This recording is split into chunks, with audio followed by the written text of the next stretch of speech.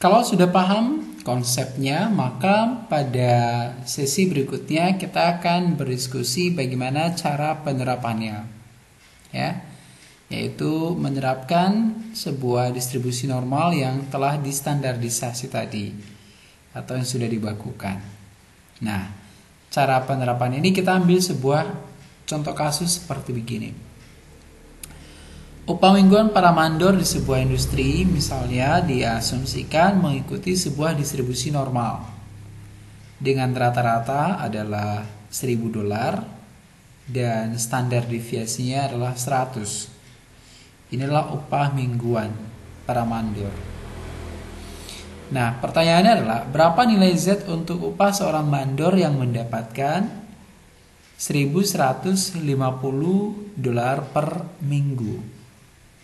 Ya, berapa nilai Z-nya? Itu yang pertama. Yang kedua adalah berapa nilai Z untuk seorang mandor yang mendapatkan upah $875 per minggu. Nah, jadi bagaimana cara menghitungnya? Maka kita bisa menyelesaikan pertanyaan ini, menghitung nilai Z-nya ya dengan rumus, yaitu tadi Z sama dengan mu. Selisih antara X dengan mu bagi dengan sigma. Jadi dari soal tadi diketahui bahwa rata-ratanya adalah 1000. Kemudian ya standar deviasinya adalah 100. Maka nilai Z untuk X sama dengan 1150. Ya, tinggal kita masukkan ke dalam formula. Maka dapat kita gunakan atau dapat nilai Z-nya adalah sebesar 1,5. Inilah nilai Z-nya. Lalu yang kedua adalah berapa nilai Z untuk X sama dengan $875. Ya, sama. Jadi tinggal kita masukkan ke dalam rumus. Ya, maka 875 kurang 1000 bagi dengan 100 sama dengan min 1,25. Nah, jadi tanda positif dan negatif di sini bukan berarti bahwa nilai ini adalah sangat kecil, tidak, tetapi dia menunjukkan bahwa tanda positif ini berada di sisi kanan dari nilai rata-rata, sedangkan negatif ini menunjukkan letaknya berada pada sisi kiri kurva normal. Jadi kalau kita kembali pada kurva normal tadi ya, kita bagi dua, ada sisi kanan dan ada sisi kiri. Kalau di tengah-tengahnya kita anggap adalah 0, ya rata-ratanya, maka ya setelah distandarisasi tadi ya, maka yang sebelah kanan adalah negatif, positif, dan yang sebelah kirinya adalah bertanda negatif. Nah, jadi begitulah cara menghitung nilai Z ya sebagai penerapan ya distribusi normal atau distribusi probabilitas yang terstandarisasi ini. Nah, berikutnya adalah ada sebuah aturan empiris yang harus kita pedomani ya. Aturan empirisnya ya, seperti ini gambarannya. Jadi, kalau tadi kita dapatkan nilai X ya. Nilai X itu misalnya di tengah-tengah adalah mu, lalu sebelah kanan adalah 1 kali standar deviasi, 2 kali standar deviasi, dan seterusnya ya. Kalau kita ubah dia menjadi standar atau menjadi sebuah kurva normal yang terstandarisasi atau nilai Z ya, maka di tengahnya 0 ya, kita anggap dia 0, sebelah kanannya akan positif dan sebelah kirinya akan negatif. Nah, jadi dalam sebuah kurva normal ini yang telah distandarisasi ya, ketentuan adalah luasnya adalah di bawah kurva normal ini 1.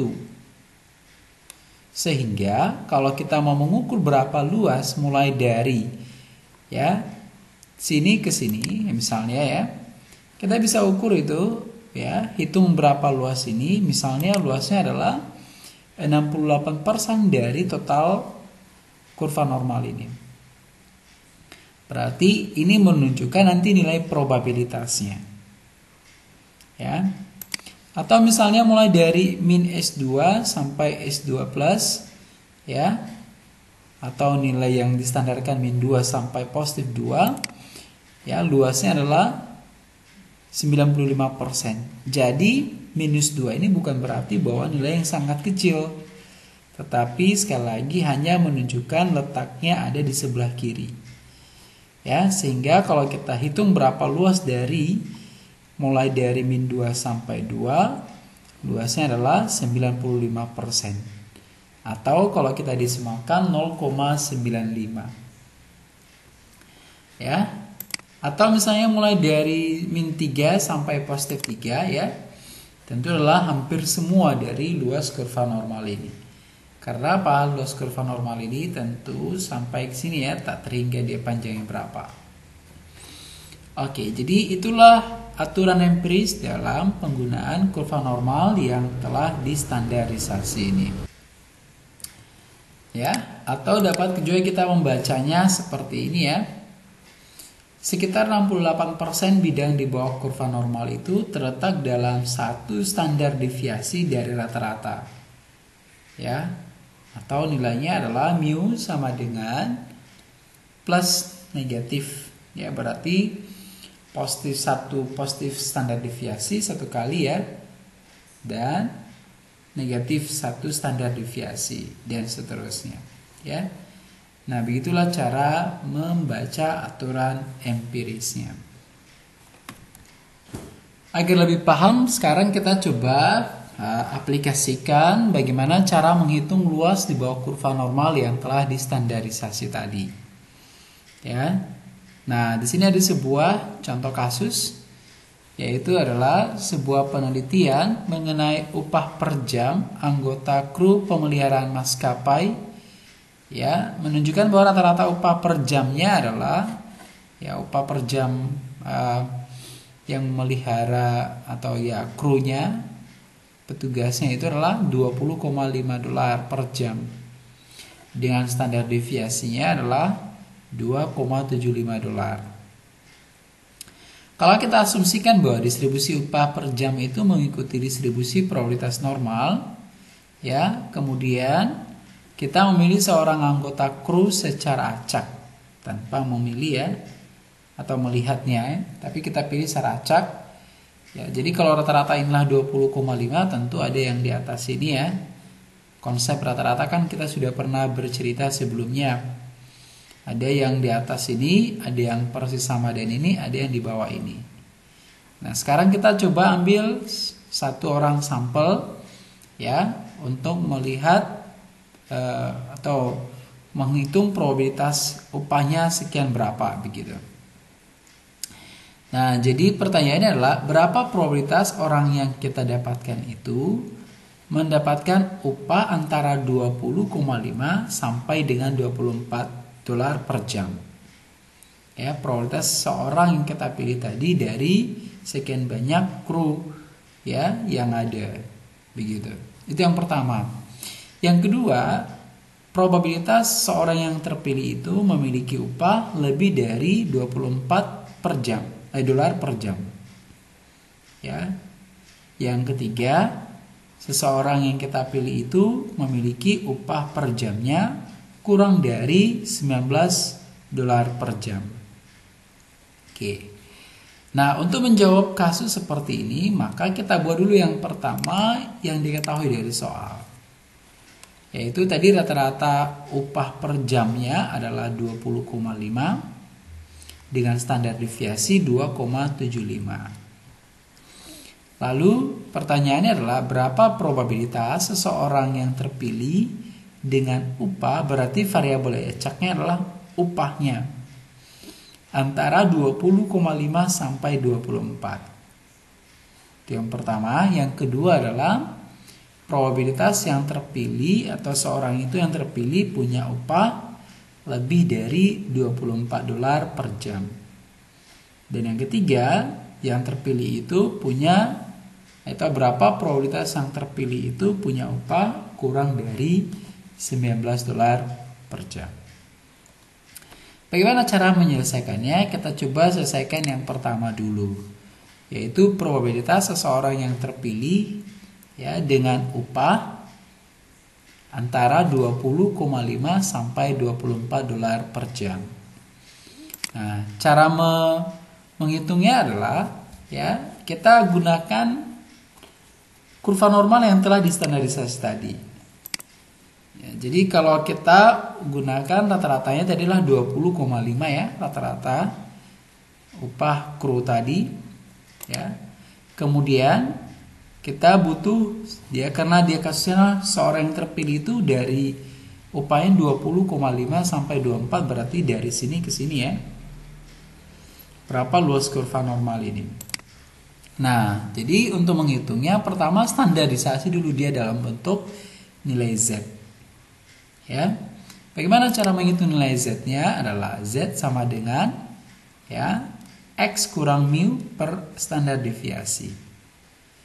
Ya, jadi setelah kita hitung nilai Z-nya adalah ya 1,27, maka 1,27 ini kita kembalikan ke tabel Z-nya, atau kita buka tabel Z-nya, yaitu berarti bahwa ya kita buka tabel Z pada baris 1,2 ya kolom 0,007. Jadi nilai Z ini kita alihkan ke sini dia ya. Oke, jadi yang setelah kita standarisasi ya, inilah nilai Z-nya. Kalau nilai yang sesungguhnya kan 24. Yang setelah distandarisasi adalah positif 1,27. Oke, jadi yang kita mau hitung itu adalah berapakah luas di bawah kurva normal ini. Mulai dari 20,5 sampai 24. Karena pertanyaannya tadi adalah berapakah probabilitas yang terpilih itu memiliki upah ya per jamnya 20,5 sampai 24 dolar per jam. Oke, jadi kalau kita lihat pada tabel Z pada baris 1,2 dan kolom 0,07, kita peroleh sebuah bilangan 0,3980. Ya, berarti bahwa luas dari kurva ini yang kita arsir ini adalah 0,3980. Nah, nilai ini kita jadikan sebagai nilai probabilitasnya. Jadi kalau kita jawab pertanyaannya adalah berapakah probabilitas yang terambil itu punya upah ya antara 20,5 sampai 24 dolar per jam. Jawabannya adalah probabilitas yang terpilih itu adalah 0,3980. Ya, jadi begitulah cara penerapannya ketika kita menghitung luas kurva normal itu ya. Kemudian kita jadikan sebagai nilai probabilitasnya. Oke, jadi kalau kita teruskan untuk pertanyaan yang kedua ya, yaitu berapakah probabilitas yang terpilih itu punya upah lebih dari 24 dolar ya. Nah, bagaimana cara menyelesaikannya? Oke, kita kembali lagi kepada kurva normal tadi ya yang telah distandarisasi ya. Jadi yang kita butuhkan itu adalah bukan lagi luas ini, tetapi pertanyaannya kan yang punya upah lebih dari 24. Yang lebih dari 24 adalah berarti luas kurva ini. Nah, berapakah luas kurva dari ini yang kita arsir ini? Itu pertanyaannya. Ya. Oke, bagaimana cara menjawabnya? Ya. Kalau tadi hasil perhitungan sebelumnya kebetulan kita sudah hitung ya, bahwa luas dari kurva normal antara 20,5 sampai 24 adalah 0,3980 ya. Maka kita bisa gunakan angka itu untuk menghitung luas ini. Kalau sudah kita hitung, tapi kalau belum kita hitung, maka kita harus hitung terlebih dahulu ini. Luas kurva normal mulai dari 20,5 sampai dengan 24. Jadi kita hitung dulu berapa luas ini. Setelah dapat luas itu, kemudian kita harus berpikir bahwa tadi ya, luas kurva normal itu kan setelah distandarisasi adalah 1, menunjukkan nilai probabilitas. Nilai probabilitas paling tinggi kan 1. Berarti bahwa luas di bawah kurva normal ini adalah 1. Ya. Nah, kalau 1, maka ketika kita bagi 2 ini, sisi kiri, sisi kanan, maka luas mulai dari ini yang saya beri garis merah ini ke sebelah kanannya adalah tentu 0,5. Tentu ini juga 0,5 luasnya. Karena kita sudah dapat luas mulai dari 20,5 sampai 24 adalah 0,3980, maka tentu luas ini bisa kita hitung. Yaitu dengan cara 0,5 itulah luas dari setengah kurva normal. Nah, itu. 0,5 kurang dari luas ini adalah 0,1020. Berarti bahwa kalau luas inilah 0,1020, maka kita jawab pertanyaannya, probabilitas seorang yang terpilih itu punya upah lebih dari $24 per jam. Yang lebih dari 24 begini ya, dari sini ke sini ya. Probabilitas yang terpilih adalah punya upah lebih dari $24 per jam sebesar 0,1020. Begitulah cara menghitung nilai probabilitasnya. Kalau sudah paham cara perhitungannya, maka saya berikan latihan kepada Anda. Yaitu yang pertama adalah teruskan hitung nilai probabilitas kru yang terpilih tadi memiliki upah kurang dari $19 per jam. Yaitu menjawab pertanyaan ketiga dari kasus yang kita selesaikan barusan. Nah, itu yang pertama. Yang kedua adalah ini kasusnya seperti kasus yang sebelumnya ketika kita belajar menghitung nilai Z. Yaitu upah mingguan seorang mandor di sebuah para mandor sebuah industri mengikuti distribusi normal dengan rata-rata upah mereka adalah $1.000 per minggu. Dan standar deviasinya adalah $100 per minggu. Apabila seorang mandor dipilih secara acak, maka berapa probabilitas yang terpilih itu adalah seorang mandor dengan pendapatan $1.150 sampai $1.300 per minggu. Jadi silahkan Anda jawab pertanyaan ini, hasil pekerjaannya silahkan kirim melalui Classroom.